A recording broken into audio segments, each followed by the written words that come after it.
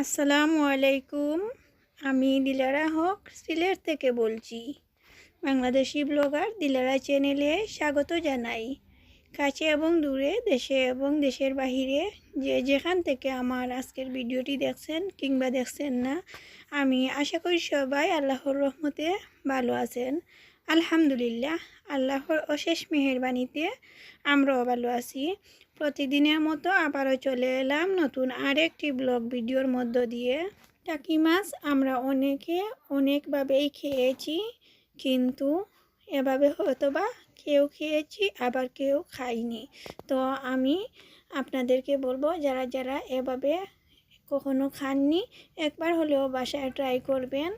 আর আমার কাছে এটা অতি স্বাদের, অতুলনীয় স্বাদের হয়ে থাকে। তো আমি প্রথমে হলুদ লবণ দিয়ে মাছগুলো খুব সুন্দর করে ভেজে নিয়েছি। এরপর এখন আমি কাটা ছাড়িয়ে নিয়েছি। আর কাটা ছাড়ানো হয়ে গেলে এখানে আমি নিয়েছি পেঁয়াজ কুচি, বেশি পরিমাণে নিয়েছি কয়েকটা কাঁচামরিচ কুচি করে দিয়ে দিচ্ছি, হলুদের গুঁড়া, মরিচের গুঁড়া দিয়ে দিচ্ছি, ধনিয়ার গুঁড়া। আর যাদের জিরা পছন্দ আছে তারা চাইলে জিরা গুঁড়োও দিতে পারেন, তবে আমার বাচ্চারা জিরা খেতে চায় না, এই জন্য জিরা গুঁড়োটা দিচ্ছি না। তো জিরা গুঁড়ো ছাড়াও অনেক স্বাদ হয়, আপনারা একবার হলেও বাসায় ট্রাই করে দেখতে পারেন। তো সব কিছু দিয়ে আমি খুব ভালোভাবে মিক্স করে নিয়েছি, পরিমাণ মতো লবণটাও দিয়ে দিচ্ছি। এরপর আমি যে তেলে মাছটা ভেজে নিয়েছিলাম সেই তেলে আবার এগুলো খুব সুন্দর করে ভেজে নেব। এখন আমি এটা কি বানাচ্ছি সেটা আপনাদেরকে বলা হয়নি। এটা একটা কাবাব রেসিপি।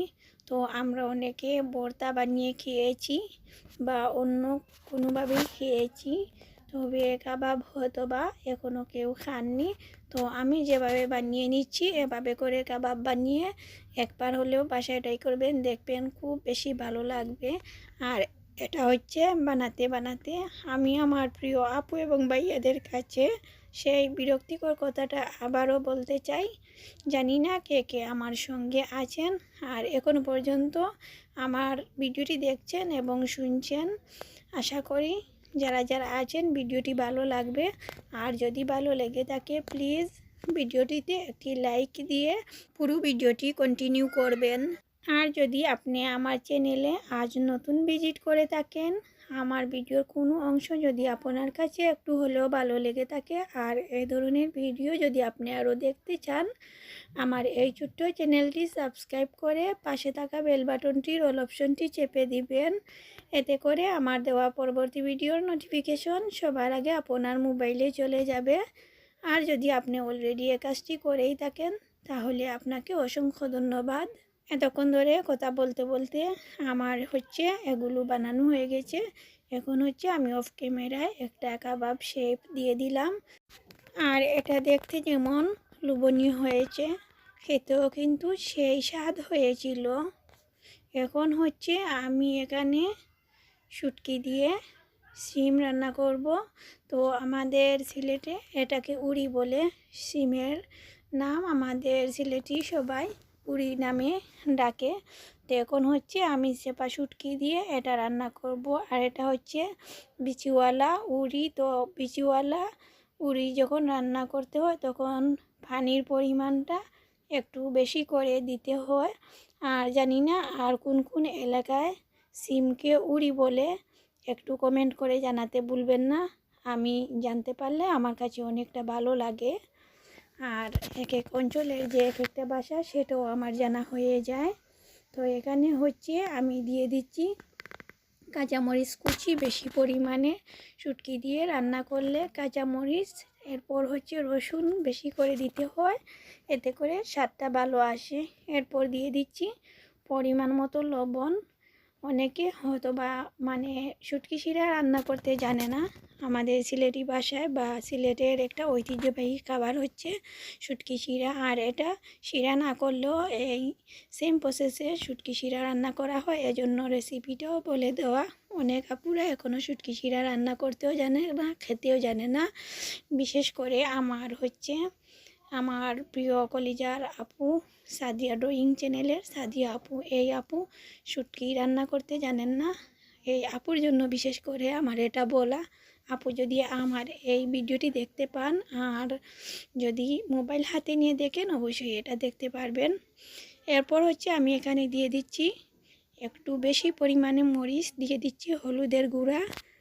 আর শুটকি দিয়ে রান্না করলে আমি ধনিয়ার গুঁড়াটা দেই না, তেলও দেই না, তেল ধনিয়া গুঁড়া ছাড়াই শুধুমাত্র হলুদ মরিচ দিয়ে রান্না করি।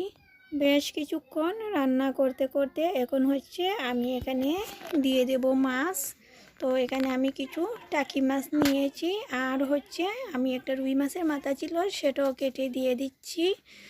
আর হচ্ছে শুটকির তরকারিতে তেল ছাড়া মাছ হলে একটু ভালো হয়, এজন্য টাকি মাছ হলে টেস্ট অনেক ভালো আসে, বা চিংড়ি মাছ হলেও ভালো লাগে। এরপর এখানে হচ্ছে আমি আগে থেকে চেপা শুটকি ধুয়ে রেখেছি। তো মাছগুলো খুব সুন্দর করে ভালো করে মিক্স করার পর হচ্ছে আমি এখানে শুটকিগুলো উপর থেকে দিয়ে দেব। আর উপরে শুটকিগুলো দিয়ে দিলে আবার যখন রান্না করব তখন হচ্ছে শুটকিগুলো গলে যাবে আর কাঁটাগুলো উপরে থাকবে। আর আমি খুব সুন্দরভাবে উপর থেকে কাঁটাগুলো তুলে ফেলে দেব। আর যদি আপনারা চান তাহলে একটা চাকনির মধ্যে দিয়ে দিতে পারেন, আর শুটকিটা গলে যাওয়ার পর হচ্ছে চাকনি থেকে কাঁটাগুলো তুলে নিতে পারেন। আর যাদের কাঁটা থাকলে কোনো সমস্যা নেই, তারা চাইলে সরাসরি এভাবে দিয়ে দিতে পারেন।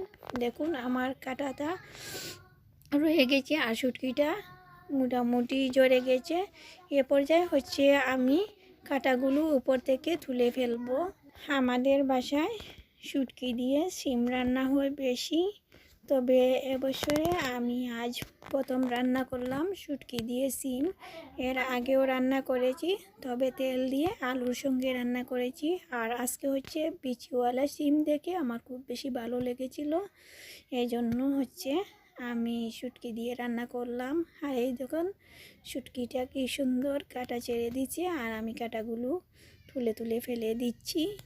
জানি না এখনও কে কে আমাকে দেখছেন, আমার কথা শুনছেন। তো ইদানিং দেখছি আমার ভিডিওর ইমপ্রেশনটা কমে যাচ্ছে। তো আপুরা প্লিজ ভিডিওটি ফুল ওয়াচ করবেন। তবে আমার জানা মতে আমার আপুরা অনেক ভালো এবং বড় মনের, উঁচু মনের আপুরা যখন আমার ভিডিও দেখেন, আমার ভিডিও যারা দেখেন হাতের গোনা 70-80 জনের মতো আমার আপুরা। তো এই আপুদের প্রতি আমার খুব বেশি বিশ্বাস আছে। এই আপুরা সব সময় দেখেছি আমার ভিডিও ফুল ওয়াচ করেন, আর ভিডিও নোটিফিকেশন পাওয়া মাত্রই আমার ভিডিওটি দেখা শুরু করেন। আমি যে ওয়াচ টাইমটা পাই সেটা থেকে আমি বুঝি যে আমার আপুরা আমার ভিডিও ফুল ওয়াচ করেন। তারপরেও আমি আবারও বলে দিলাম, এর বাহিরে যারা হয়তোবা দেখেন, হয়তোবা আমার ভিডিওটি ভালো না লাগতে পারে, এই জন্য বলছি আপুরা প্লিজ ভিডিওটা ফুল ওয়াচ করবেন। আর যদি আমার ভিডিও ভালো না লাগে তাহলে আমার ভিডিওটিতে ক্লিক করবেন না। আমার কথা থেকে যদি কোনো আপু এবং ভাইয়ারা কষ্ট পেয়ে থাকেন, তাছাড়া আমার কথাবার্তার মধ্যে যদি কোনো ভুল বেয়াদবি হয়ে থাকে, প্লিজ আপুরা ক্ষমা সুন্দর দৃষ্টিতে দেখবেন। এই ছিল আমার আজকের ভিডিও। পরবর্তী ভিডিও দেখার আমন্ত্রণ জানিয়ে আজ এখানেই বিদায় নিচ্ছি। আল্লাহ হাফেজ, আসসালামু আলাইকুম।